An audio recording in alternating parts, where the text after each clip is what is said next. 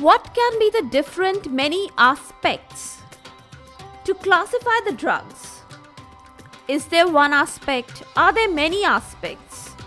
Do you have an idea about all these things? Especially if I'm talking about classifying the drugs according to the prescription.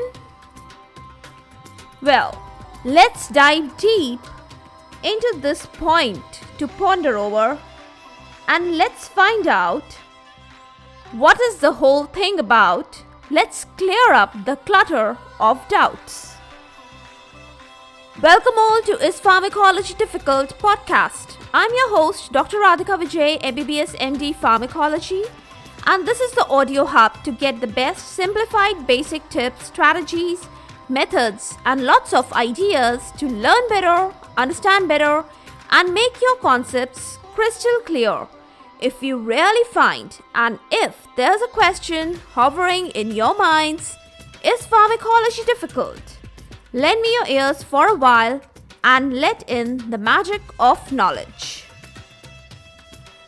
First of all, let me make it very clear that the drug can be classified on many bases. Yes, you can classify drugs on the basis of 1. Chemical structure of the active or the principal ingredient of the drug. 2. On the basis of the therapeutic uses. 3. On the basis of the different classes of the drugs to which they belong to.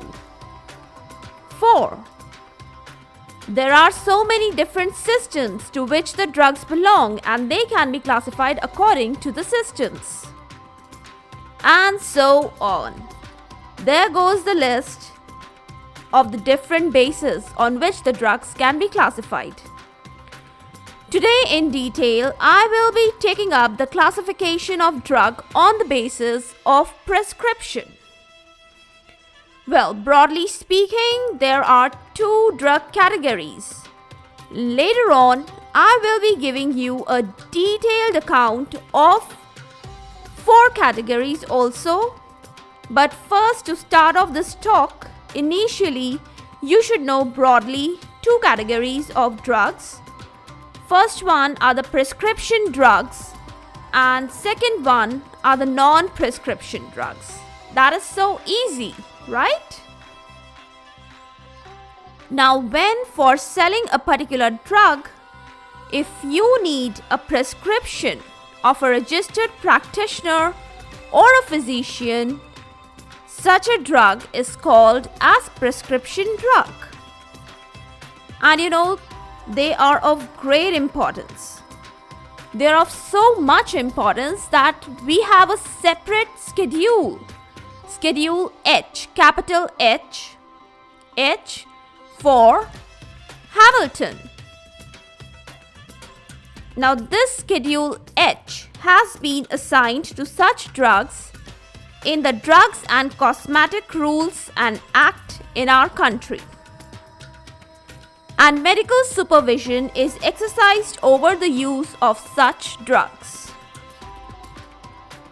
Some of the accountable drug groups or classes for which this schedule is specially made, they are antidepressants, antibiotics, anxiolytics, and antihypertensives, etc. Though there are many, but these are the main ones that I should tell you at particular present moment. So that was a brief description about the prescription drugs. Let's move over to non-prescription drugs. And they are also famously called as capital OTC drugs. OTC stands for over-the-counter drugs. Now, on the contrary, these non-prescription drugs, there are the drug groups or the classes, they are actually harmless. And because they are harmless, they don't require any medical supervision regarding the use, and they can be obtained from shops or pharmacies very easily. They are simple basic drugs procured without prescription. and that is why they are called as non-prescription drugs. And another name is over-the-counter drugs, very famously abbreviated as capital OTC drugs. You understand over-the-counter? Just imagine a counter at a shop or market place or a pharmacy shop where you are buying the drugs, that is the counter, and then you are obtaining the drug over the counter. Very easily, very simply. So that is why this famous term is known as over-the-counter drug. Even nowadays, general stores and some grocery shops, they keep these drugs for sale. So very good examples for these drugs are vitamins, especially I'm talking about multivitamins, antacids, analgesics, paracetamol, aspirin. These are the famous analgesics you get everywhere.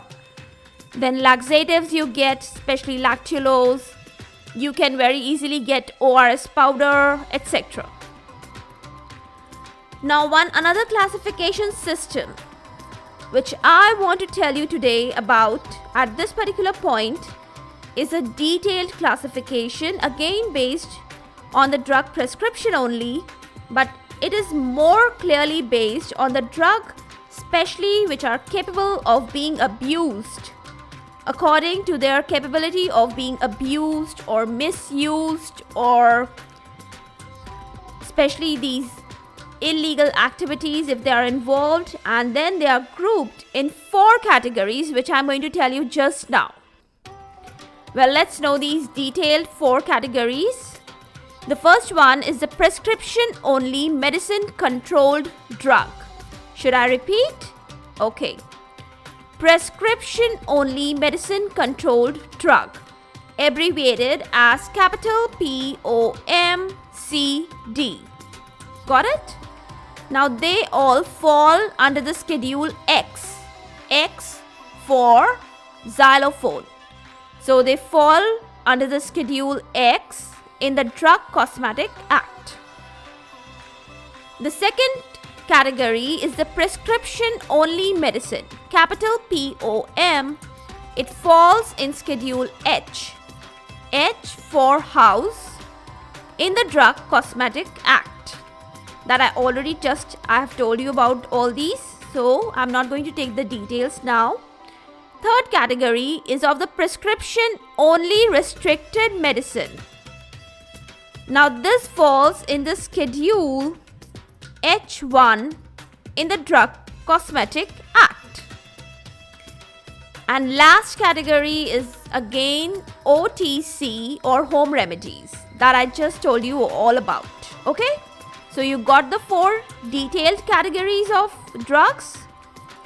Now let's talk about these. Yes, we just cannot know them and just move on to the next topic. We should know a little more details, and let's make the whole concept clear. Now capital POMCD. Such drugs, they are strictly under the high supervision and control, and their totally opposite ones are the capital OTC or the home remedy drugs. Now actually, what are these POMCD? They are the drugs, they are more susceptible to be misused, abused or addicted. Okay, let me be very clear. They are used for addiction.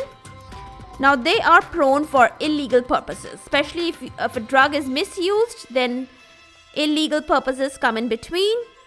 So narcotic and psychotropic substances, NDPS Act. It is a special act for such drugs. It poses restriction on the controlled drugs purchase, manufacture, consumption. All these activities, they are restricted, highly restricted. On the transport of these, on their supply, etc. And there are special set rules, guidelines as to how the controlled drugs they should be purchased, or how should be procured, how should be stored, how should they be prescribed, supplied. There are set rules. You cannot violate them. There are standard operating procedures, SOPs, capital SOPs, for every healthcare worker, be it nurse or doctor. They all have to follow capital SOPs, standard operating procedures, regarding the storage, administration, etc., record keeping, record maintenance of all these drugs. Very strictly they have to follow all the guidelines and everything. And these drugs are strictly kept under Schedule X, capital X. Got it? So they are highly restricted drugs. I hope you understand now very well the whole concept about these. As far as the capital OTC drugs they are concerned, all the medicines, they can be OTCs, especially in our country, if they are not specified in any special schedule. Okay? Please mind it. They should not be covered in any special schedule. Then only you can call such drug as OTC. But recently, you know what? This capital H1 schedule is introduced in our country for the drugs which are midway between the Schedule H and the Schedule X. Now let me explain you what is it exactly. See, you know Schedule H drugs, they require a valid prescription for the dispensing. You know that. Then you know about Schedule X drugs. They require duplicate prescription. They require license. And their storage, their procurement, their dispensing, their record maintenance, they all are so painstaking, strict procedures. Right? Now let's talk about Schedule H1 that is recently introduced. It controls the vigorous misuse of the drugs which can occur via over-the-counter drug dispensing. Yes. Now I'm especially referring to the higher antibiotics which people get over the counter. Especially if you can take an example of here, I'm talking about say second line anti-tubercular drugs and some few special drugs which are prone for misuse or abuse, especially in our country.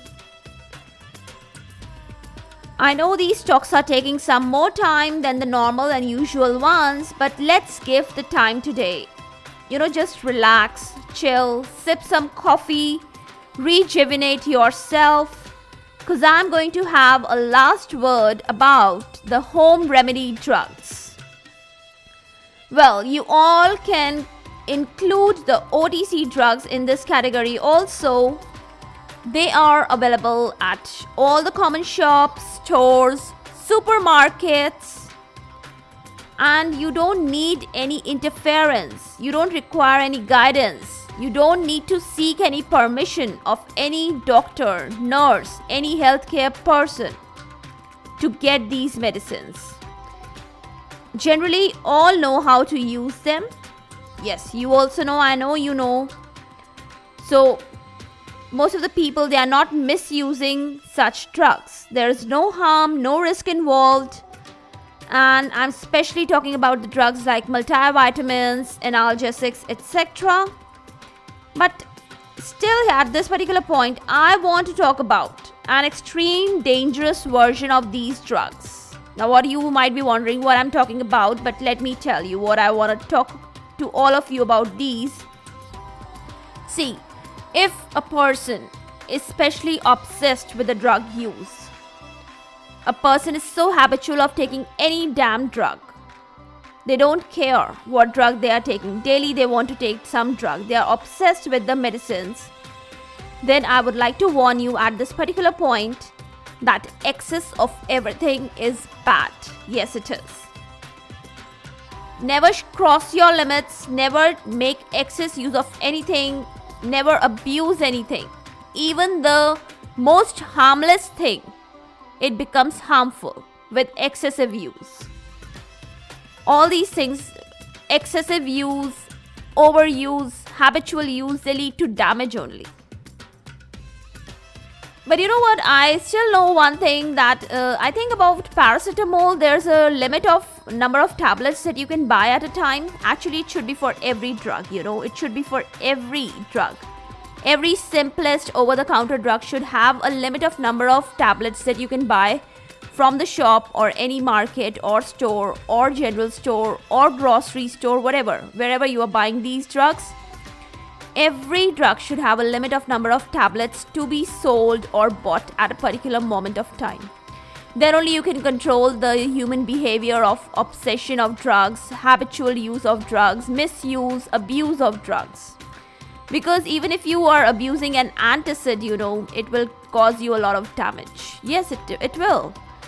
See, there's only a very slight line between the harm and the benefit. So never cross it. Never overuse anything. So with this positive thought and a lot of wise advice for the day, I would surely call it for a day.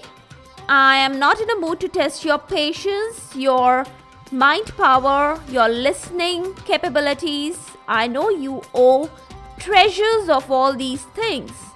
Am I right? No? Okay, I'll seal my topic talk just now.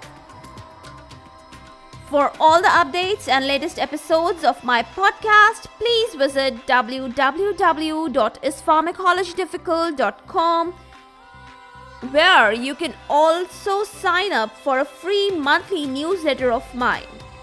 It actually contains a lot of updates about the medical sciences, drug information, and my podcast updates also. You can follow me on different social media handles like Twitter, Insta, Facebook, and LinkedIn. They all are with the same name, Is Pharmacology Difficult? If you are listening for the first time, do follow me here, whatever platform you are consuming this episode. Stay tuned. Do rate and review on iTunes, Apple Podcasts. Stay safe. Stay happy. Stay enlightened. Thank you.